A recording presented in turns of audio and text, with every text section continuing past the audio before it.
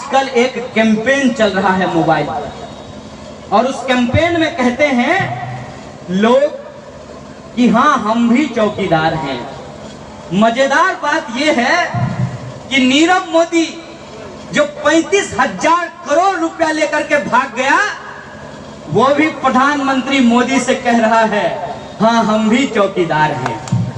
असली मसला यह है कि जिन्होंने राफेल की चोरी की वो चोर कह रहे हैं हाँ हम भी चौकीदार हैं। जिनकी राफेल की चोरी में भागीदारी है वो कहते हैं हाँ यही हमारी चौकीदारी है। हमको नहीं चाहिए ऐसी चौकीदारी, हमको ऐसी चौकीदारी नहीं चाहिए, क्योंकि हम उस देश में पले बढ़े हैं जहां हर टाटा टेकर टेम्पो और ट्रेन में लिखा होता है यात्रीगण अपने सामान की रक्षा स्वयं करें, पॉकेट मारों से सावधान। हम भी बेगूसराय की जनता से ये कहने आए हैं कि है बेगूसराय की जनता, चौकीदार के नाम पर चोरों से सावधान हो जाइए, यात्री अपने सामान की सुरक्षा स्वयं कीजिए। यह देश हमारा है, इस देश को बचाने का काम भी हमारा है। किसी चौकीदार के भरोसे हम इस देश को छोड़ने वाले नहीं हैं। इस देश की रक्षा हम करेंगे, क्योंकि इस देश की रक्षा करना हमारी जिम्मेवारी है। इस देश में यदि हम पैदा हुए हैं, इस देश की मिट्टी में यदि हम पले बढ़े हैं, तो इस देश की रक्षा करने की जिम्मेवारी भी हमारे कंधे पे है। और जब ये जिम्मेवारी हमारे कंधे पे है तो हमको ये समझना चाहिए कि इस सरकार का विरोध करना क्यों जरूरी है। इस सरकार का विरोध करना इसलिए जरूरी है कि पिछले 5 साल में कुछ ऐसी चीजें हुई है जो हिंदुस्तान के इतिहास में कभी नहीं हुआ था। उसका कुछ एग्जाम्पल मैं आपको देना चाहता हूं, उसका कुछ उदाहरण मैं आपको बताना चाहता हूं। एक बात बताइए कि कब इस देश में खाने पीने के नाम पर क्या आप खाएंगे, क्या आप पहनेंगे, आपके किचन में क्या बनेगा, कौन किससे प्यार करेगा, कौन किससे शादी करेगा, इसके नाम पर लोगों को दिन दहाड़े मार दिया गया हो, गोली करके चला करके उसकी हत्या कर दी गई हो। ऐसा पहले कब हुआ था?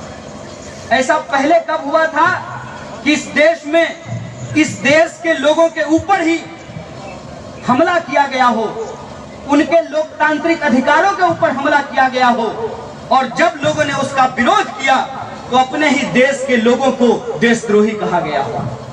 ऐसा पहले कब हुआ हो कि इस देश में सरकार सवाल का जवाब नहीं दे रही है, सरकार सवाल पूछ रही है? ऐसा पहले कब हुआ था? ऐसा पहले कब हुआ था कि आज का प्रधानमंत्री अपनी नाकामी के लिए देश के पहले प्रधानमंत्री को जिम्मेदार ठहरा रहा हो? ऐसा पहले कब हुआ था?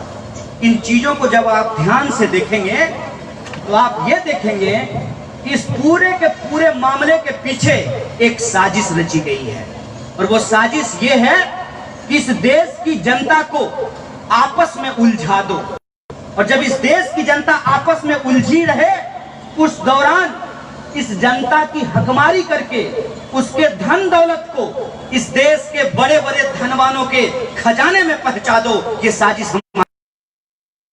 और इसका उदाहरण मैं आपको देता हूं कि जब इस देश में एक साल में 12,000 किसानों ने आत्महत्या की, उस वक्त उन किसानों को बीमा देने के नाम पर उस एक साल में 10,000 करोड़ का मुनाफा कमाया है। आपको सुनकर के आश्चर्य होगा कि इस देश के नौजवानों ने बड़ी मेहनत से बीटेक किया, एमबीए किया, इंजीनियर बने। का प्रधानमंत्री कहता हो कि आपको पकौड़ा बेचना चाहिए। पकौड़ा बेचना कोई खराब काम नहीं है, कोई भी काम करना खराब काम नहीं होता है। खराब काम यदि कुछ है तो वो है दूसरे की मेहनत को लूट लेना, दूसरे की मेहनत को चोरी कर लेना। अपनी मेहनत से यदि आप कुछ भी करके कमाते हैं और अपने बाल बच्चों का पेट भरते हैं तो इसमें कोई बुरी बात नहीं है।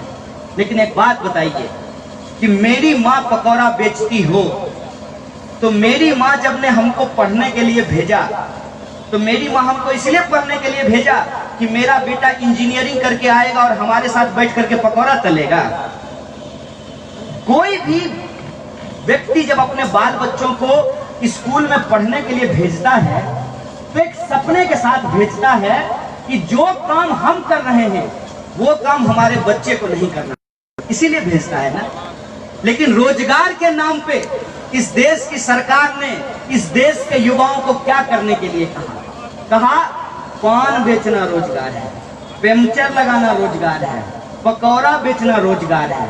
हमको लगता है कि सबसे बड़ा रोजगार तो इस देश के नेताओं ने झूठ बोलने को बना दिया है। उनका सबसे बड़ा रोजगार है झूठ बोलना। और ये झूठ कैसे बोलते हैं कि वादा करेंगे कुछ और डिलीवर कर देंगे आपके घर पे कुछ और। ये जो लड़का सब मोबाइल यूज करता है उससे पूछिएगा, वो आपको बताएगा। आजकल मोबाइल से ही आप अपनी जरूरत की चीजें मंगा सकते हैं। मोबाइल पे ही बुकिंग होती है। मान लीजिए अगर आपको खाने का मन हो तो आप खाना मोबाइल पर मंगा सकते हैं। जूता खरीदना हो तो आप मोबाइल पे मंगा सकते हैं। मोबाइल से आप मोबाइल भी मंगवा सकते हैं, ऐसा सिस्टम आ गया है। तो एक उदाहरण आपको हम दे रहे हैं और इस सवाल का जवाब आपको अपने आप मिल जाएगा कि आपने मोबाइल से छाता बुक किया है। बरसात आने वाली है, गर्मी आने वाली है, तो आपने मोबाइल से छाता बुक किया है।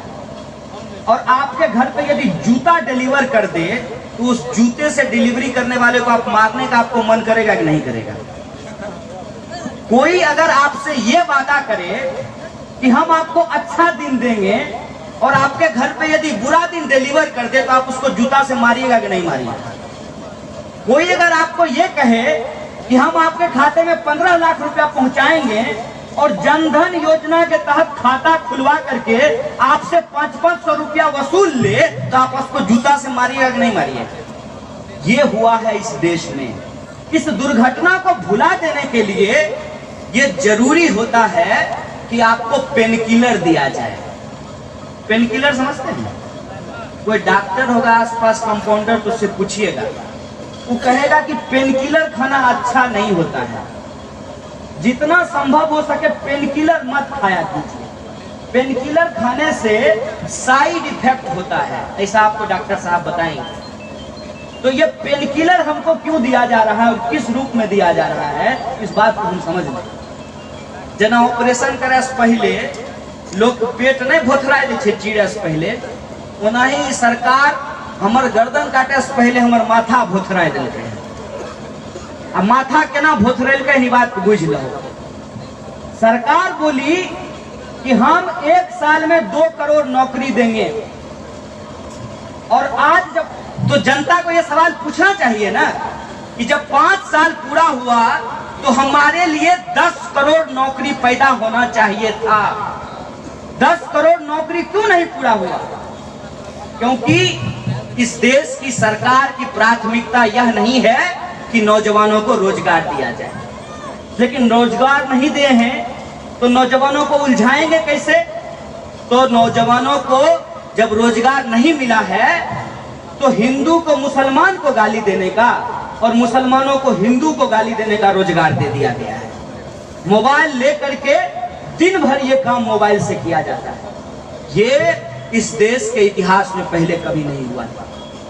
हो ये रहा है कि जब प्रधानमंत्री का एक झूठ पकड़ा जाता है तो उस झूठ को छुपाने के लिए वो उससे भी बड़ा झूठ बोलते हैं। एक उदाहरण मैं बार बार लोगों को देता हूं। मान लीजिए कि किसी बच्चे को भूख लगी है और बच्चा रो करके अपनी माँ को कह रहा है, छोड़ दीजिए माँ का नाम मत लीजिए, माँ को बहुत ममता होती है। बाबूजी का उदाहरण ले लेते हैं।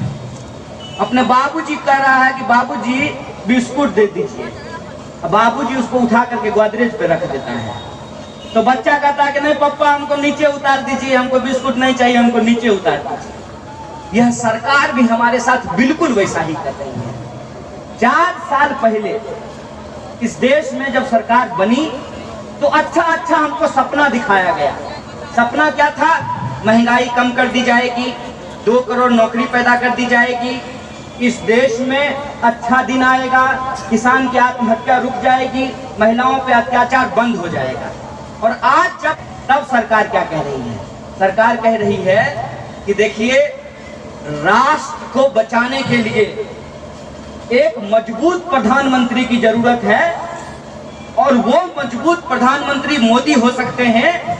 इसीलिए वो क्या काम किए हैं नहीं किए हैं ये मत पूछिए, वो मजबूत प्रधानमंत्री हैं और उनसे ज्यादा मजबूत कोई नहीं है, इसीलिए उन्हीं को प्रधानमंत्री बना।